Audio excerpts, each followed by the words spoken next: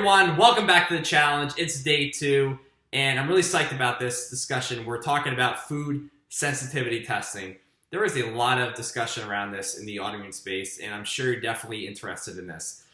I get a lot of questions about diet and lab testing when it comes to Hashimoto's, and I really wanted to take this opportunity to address it because there are some major misconceptions around food tests. Yes, we can acknowledge that diet does matter in Hashimoto's recovery and its role in leaky gut, but we should at least make sure we're doing the most sensible and accurate things when it comes to food testing. Unfortunately, most aren't, but it wouldn't be your fault. In fact, from talking with hundreds of women over the years, I am shocked to hear how the mistakes that are still happening with diet and food testing still continue. Now, if you are going to get close to the most ideal diet for yourself, you have to be clear on how that looks. There's no shortage of different food tests and labs out there to choose from, but the problem is that the results may be lying to you. What do I mean by that? You have to understand that there's various methodologies for checking food sensitivities, and most of the ones out there are inaccurate and invalidated. They are non-reproducible, meaning you could get a set of results today and a completely different set of results tomorrow. So inconsistent results gives you zero confidence about which foods you can eat and which are provoking and irritating your immune system and affecting your Hashimoto's. My mom has Hashimoto's, and back when I introduced her to alternative medicine, she teamed up with a naturopathic physician who ran a food test. It was called ALCAT, the antigen leukocyte antibody test. You may have heard of it before, you may have done it, and I thought it was great. She did it, she got a bunch of foods that came back as positive and started avoiding them, and in truth, she was pretty close to following the AIP diet. And it worked to an extent, but she couldn't tolerate a lot of foods as her Hashimoto's became worse over the years. And she probably had the disease for at least 25 years and didn't even know it. That is why food sensitivities tend to increase over time for a lot of people because the immune system gets more fired up and more dysfunctional over the years. So later on, I discovered that the ALCAT test was really unreliable and really a waste of time and money. Now, there are a couple of reasons for that, but one of the ones is that when you run an ALCAT panel, they are testing raw foods. Most people are not eating raw foods. They are reacting to cooked foods.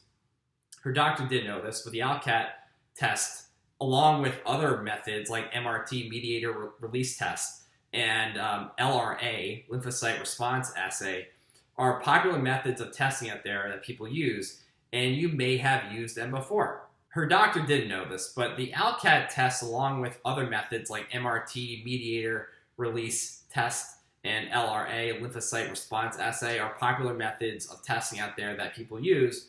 You may have used it before, you may have done it recently, but many times there's false positives with these types of tests, which means that if you have a negative reaction to a food, according to the test, it's actually wrong. This happens all the time, actually. So unfortunately, people get married to the test results and fixated on what they can eat and aren't aware that it could be a false positive. And conversely, you may be eating foods that are safe and really aren't. So what I'm saying here is that there's a good chance you're wasting your time and money if your food test is using one of those methodologies. It would be a real smart idea to find out. So I would encourage you to do that. But here's your action steps. Number 1, if you have done a food sensitivity test before, find out the methodology by asking your doctor who ordered it for you or contact the lab itself and ask them, okay, is it ALCAT, is it MRT, or LRA? Secondly, if you're going to consider food testing and do it the right way, you want to find a lab that uses ELISA, E-L-I-S-A. That is the gold standard now. It is the most specificity you can get with food because they're checking an antibody response against the food, IgG, IgM, and IgA. There's nothing worse than accidentally eliminating foods you didn't need to do. So we want to make sure that you are eating optimally. And so inside the Hashimoto's Academy, I talk more about food testing in depth and how to make sense of it so you can ensure you are avoiding the right foods and eating the foods you can tolerate. I run this test on my Hashimoto's clients all the time to ensure we are truly eliminating the right foods. I go into sharing what I personally use for clients and how to interpret the results as well. So, if you want to learn more about this and the Hashimoto's Academy, click the link below and feel free to sign up now. Okay, so I do hope you found this video informative. I look forward to seeing you tomorrow to talk about a super important topic, the biggest cause of leaky gut. I'll see you then.